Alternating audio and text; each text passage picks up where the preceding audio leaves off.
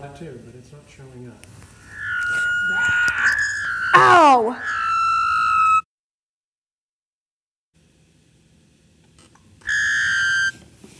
Is that doing that to yours?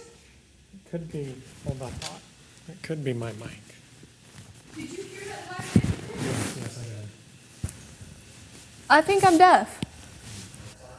God, Cliff.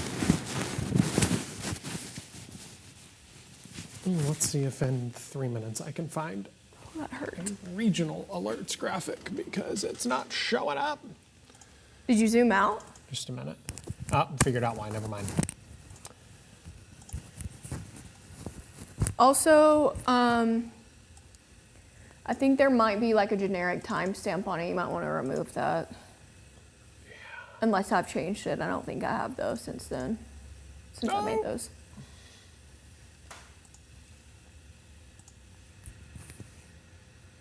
Yes. Yeah, I just have you turned down really, really low because I about blew my eardrum whenever that, but now it's not doing it. Who knows? It's probably just because it's FOX54. There it is. Okay.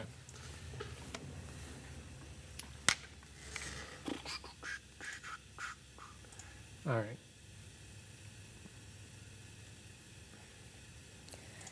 How long are they wanting this to be? Are we just talking till? We're done, I guess. Okay.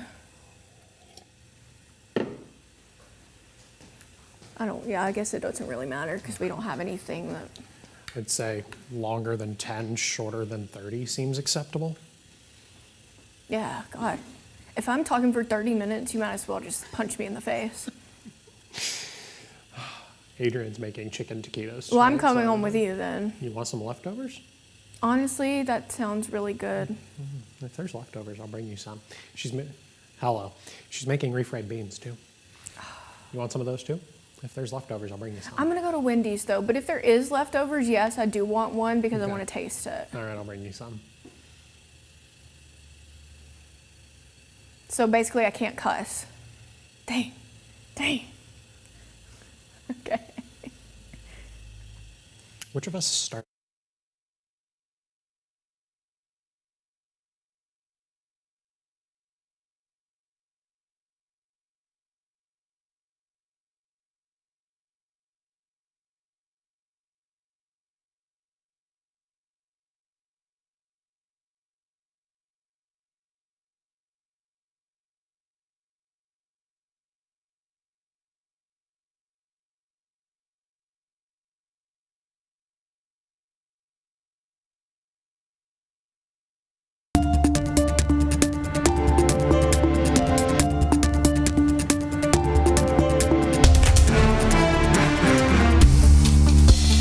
Hey, good evening. I'm Chief Meteorologist Jordan Dressman, Meteorologist Emily Owen.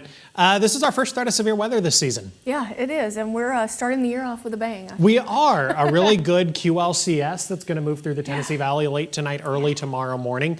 It's been a while since we've had severe weather because if I recall, correct me if I'm wrong, we didn't really get anything in November, did we? No, and we had that very small threat. It was the weekend after Christmas, but nothing came to fruition. So I feel like this is a good solid chance for us, especially with the already saturated soils that we have. Trees are going to be a lot easier to knock over, so we might be dealing with a lot of wind this time. Yeah, and we're going to talk about that in a little bit, where I think the wind is going to be a bigger problem than it normally would.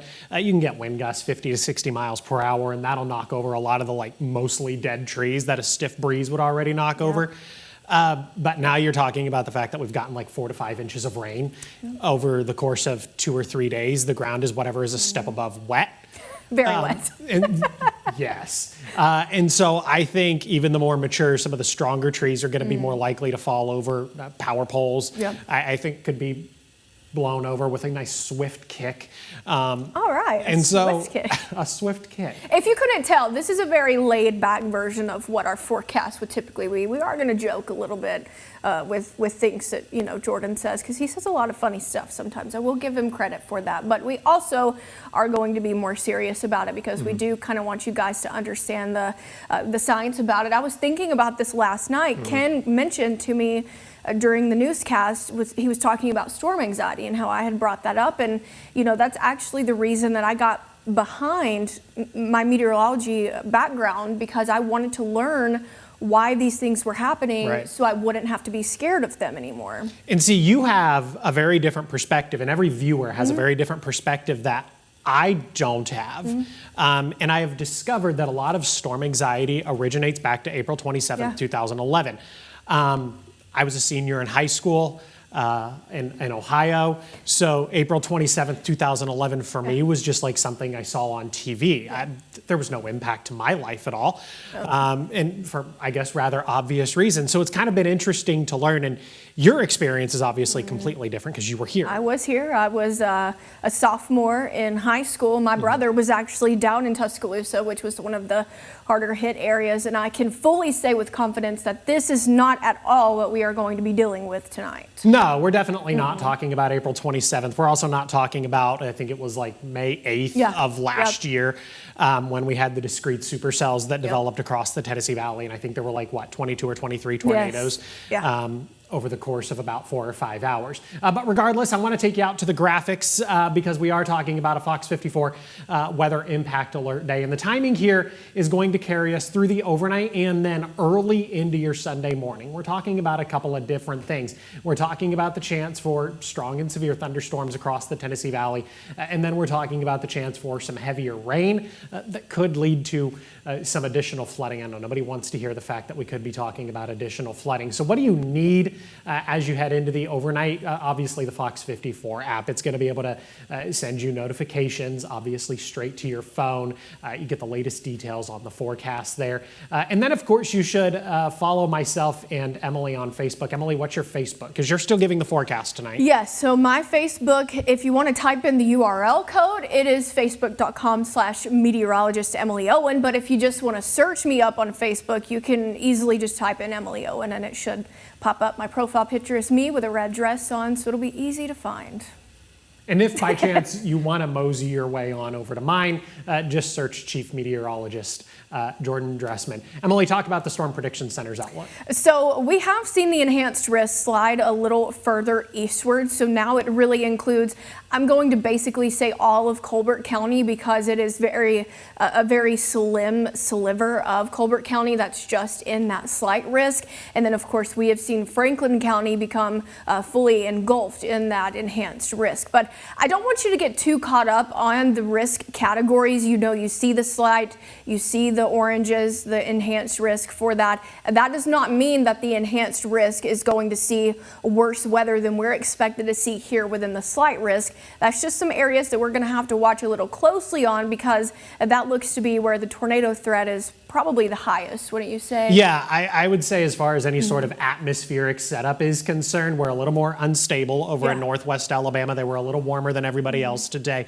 I think Florence saw 70 or 71 this afternoon. If you compare that to like Fort Payne, those folks only climbed into the mid and upper 60s today. So if you look just purely at the dynamics, the environment is a little more conducive for the development of severe weather west of the I-65 corridor. And Emily really hit the nail on the head. She was talking about not getting too caught up in the different risk areas. A lot of people tend to do that. And I think that's a really big problem because a lot of people will say, okay, well, Florence is in the enhanced risk and I'm over in Scottsboro, so I'm fine. No, not necessarily. You just need to understand that no matter what, there is a threat for severe weather in your location as we head into the overnight. But we can kind of take that overall outlook from the Storm Prediction Center and break it down and look specifically at the tornado threat. And we're all highlighted in kind of that burgundyish, almost brownish color, with the exception of far northwest Alabama, again, where the dynamics are a little bit better. 5%. Now, some would look at that and be like, okay, there's only a 5%. What are you doing here?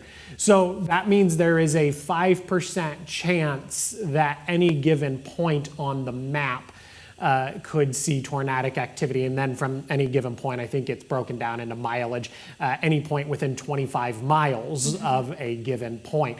And 5% can actually be considered a lot. Yeah, it definitely can, especially when we're talking about tornado. You know, Jordan mentioned earlier that April 27th, well, it only takes one tornado to hit your house, and then that becomes your April 27th. So today, even though, you know, it's not as strong of a system as, you know, that could cause a lot of tornadoes out there, we still are definitely going to be watching for that tornado threat as we progress towards, I think about 10 o'clock, 11 o'clock is probably when you would say this is going to start to enter into the western side. So really, we're going to be watching this closely as it progresses west to east, moves through Mississippi, and we'll kind of see what it does there, and then just kind of get a ballpark idea of what we could potentially be dealing with here throughout tonight and into the early portion of our Sunday. And Mississippi is a really good indicator for us because, I mean, everything in Mississippi as far as the terrain, a lot of the geographical elements, of course, until you get to northeast Alabama, it's essentially identical for much of the Tennessee Valley. So it's almost, emphasis here on almost, a guarantee that whatever happens in Mississippi, at least northern Mississippi, is very likely to happen here across the Tennessee Valley. The wind is going to be the bigger problem. We were hinting at that earlier. Yeah, the wind is probably going to be the biggest threat, which is what I think that this Storm Prediction Center is more emphasized on. That's probably where that enhanced risk is coming from. This looks like it is going to be a wind-driven event. That is because with a QLCS, you typically do have stronger winds within this, but we've also have to take into consideration that just since I'd say about Tuesday, we've seen around 4 inches of accumulation in some locations across the area, and we're potentially expected to add about an inch to maybe an inch and a half of rainfall on top of that. So it's not going to take as strong of a wind gust to knock down trees and potentially power lines. So we're going to have to watch for that the most. That's probably what we're going to watch more closely for, is the wind threat heading into tonight. And of course, we'll be maintaining watch on those power outages as well. And I think that's what's really interesting about these QLCSs, which, in case you're really curious, quasi-linear convective system. Yes. They're super common this time of year. Like getting one of them in the middle of February is actually rather typical. They are typically wind-driven events just because it's one long, very large line of showers and thunderstorms. And honestly, it's kind of hard to get tornadic activity within them, but they do end up being really big wind producers. Yeah, now I would say that if we had a QLCS happening at the end of March, early April right now, my guard would probably be up a lot higher than it is right now, just because when we do see those types of systems move through in the spring, we've got that warmer, that moisture air that comes through. So that's usually when we start to see severe weather move through, which is why spring season is our severe weather season, our first severe weather season here across the area. So like I said, if this was coming through in March or April, potentially even the earliest part of May, I probably would be a lot more concerned with tornadic development within the system than I am today. I can say that confidently. I think this is a really good dress rehearsal.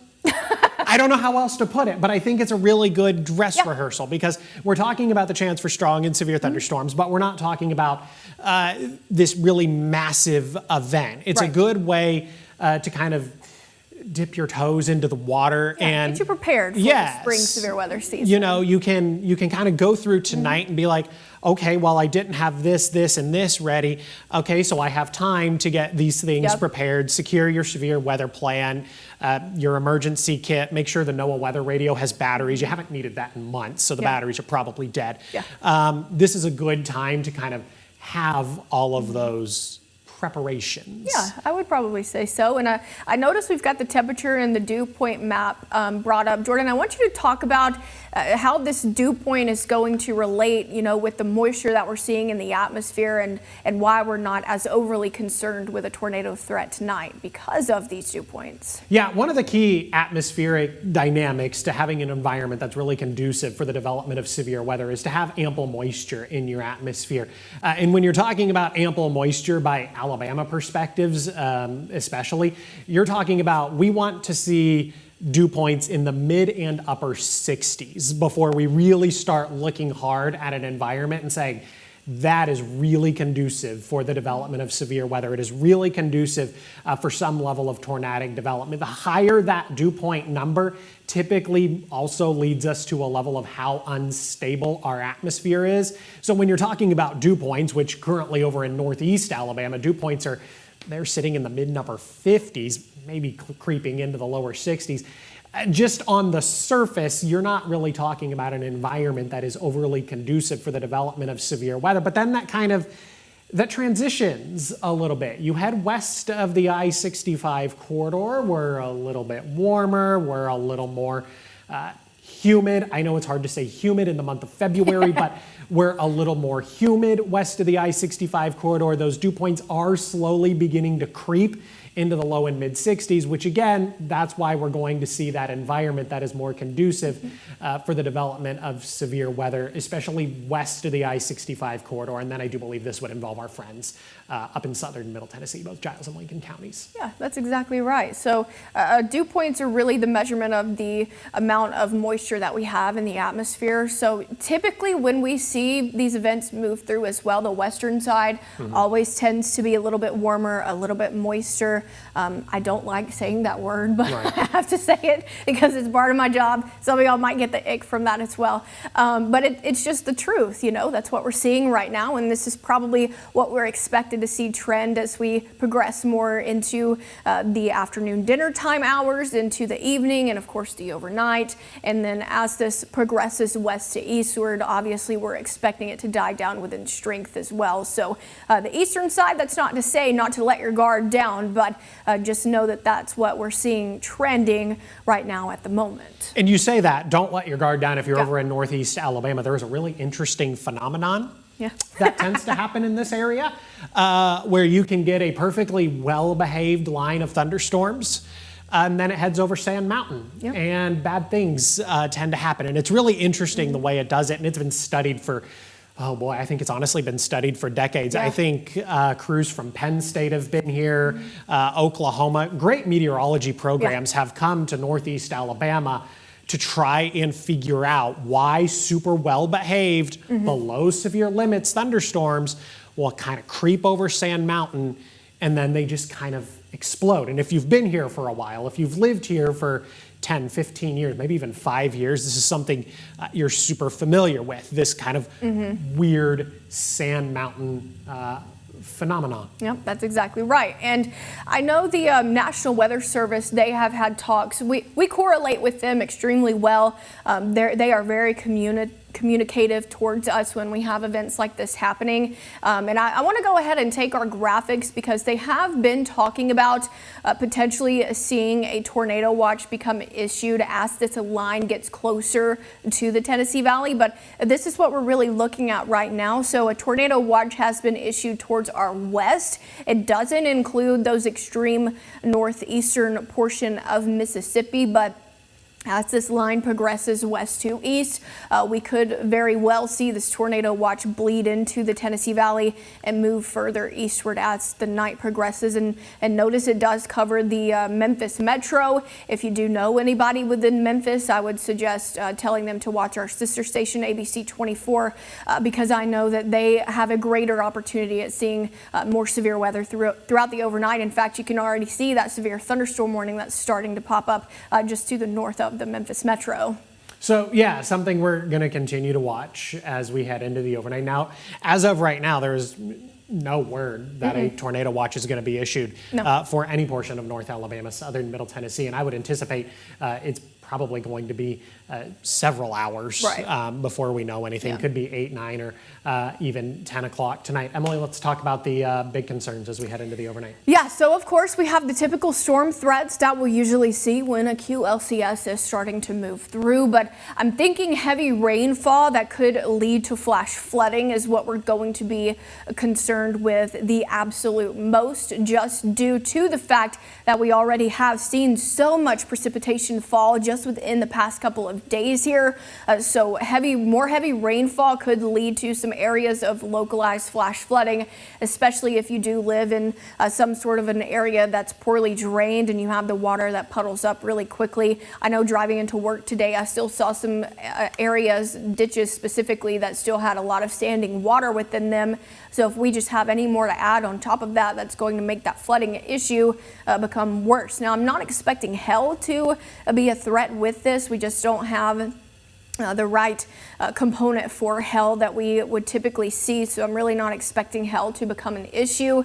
And of course, damaging wind gusts, which is what we mentioned earlier. We could potentially see wind gusts up to around 50 to 60 mile per hour embedded within that QLCS. Now, we did have a wind advisory that was issued earlier today. That's because we could potentially see wind gusts of around 25 to 30 mile per hour just outside of this QLCS, so it's not specifically associated with it. So we'll have to watch for some trees that become downed with that as well. And then of course we do have that very small tornado threat throughout tonight and into early tomorrow morning. I think it's also worth a mention that with a QLCS, the wind threat is almost always going to trump the tornado threat, especially because there's a level of consistency that a QLCS comes with a lot of wind shear and a strong lack of instability. So what is wind shear? Wind shear, change in wind speed and direction as you go up in altitude. It's a lot of natural rotation as you go up in elevation. And that's what we're talking about. And that makes these events like super tricky because the natural rotation is actually there, but if there's no energy for those storms to tap into, then your tornado threat is almost non-existent at this point, despite the fact that we do have ample wind shear. And it looks like this is going to be another one of those. Yep, I think so as well. I want to talk about the storm timeline, though, heading into tonight. So if trends continue the way they're trending now, I'm thinking western side, the northwestern side of the Tennessee Valley, probably going to start to see this line move through sometime around 9:30, 10 o'clock tonight until about midnight, and then it becomes more centralized. So areas like Athens, Huntsville, Decatur, potentially Moulton, probably going to see this roll in about 11 o'clock tonight until the wee morning hours of Sunday. And then, of course, this storm is going to be moving west to east, so our eastern side of the Tennessee Valley. So this is going to include Jackson, DeKalb, Marshall counties, part of Coleman County as well, about midnight until about 3 a.m. I think 3 a.m., though, Jordan, wouldn't you agree that this is probably when this entire system's going to be out of the way and things are going to be said and done by then, I'm thinking. Yeah, and even before then, and this is another one of those things that a lot of people at home can get really confused by. They see the 12 to 3 over in northeast Alabama. Okay, well, that means it is going to storm in my neighborhood from 12 to 3. No, that's for the onset of severe weather. And I was just looking at a couple of the high resolution models a few minutes ago. This thing is moving really, really fast. Yeah. So if it gets into northwest Alabama by 10 o'clock at night, it is going to be out of northeast Alabama probably by, honestly, by 1 or 2 o'clock in the morning. And usually with QLCS systems, they do tend to trend more fastward in nature. So hopefully we're not going to be seeing this thing drag itself, and continue into the early morning hours of Sunday, because I'm sure everyone at home would love to go to bed, with a peace of mind. I sure would love to go to bed past midnight or a little bit earlier if I can, but this is just something that we won't know the exact specifics until it's actually about to happen here. Right. So we've got the Futurecast going if you want to talk about that. Yeah, so it kind of just confirms what we were looking at as far as the timing. You get to 10, 11 o'clock at night, and we're beginning to see that line of showers and thunderstorms move into the Tennessee Valley. 11 o'clock at night, 10, 11 across northwest Alabama, Lauderdale, Cobbart, and then down into Franklin County. It's the very leading edge of that line that is going to pack the biggest punch. It's where that embedded tornado threat's going to exist. It's where we're going to get those higher wind gusts in excess of 50 or 60 on the higher end I think we'd be talking about wind gusts of 70 miles per hour. But again, this is going to be a very fast moving system. 12:30, 1 o'clock in the morning, we're across the I-65 corridor, heading into the Huntsville metro area, up in southern Middle Tennessee. This is going to be a very fast moving system, and that's also going to do some good for us because it would end up cutting down on the amount of rain we get across the Tennessee Valley, which is good because if we can prevent additional flooding, I think that's going to be a good thing. Then we get to 1, 2, 3 o'clock in the morning. Now we're exiting northeast Alabama. The rain's going to get out of here shortly after. And from there, it looks like Sunday is going to be relatively smooth sailing. It's probably going to be windy through the first half of the day, but otherwise Sunday is going to be smooth sailing. You were talking about this earlier.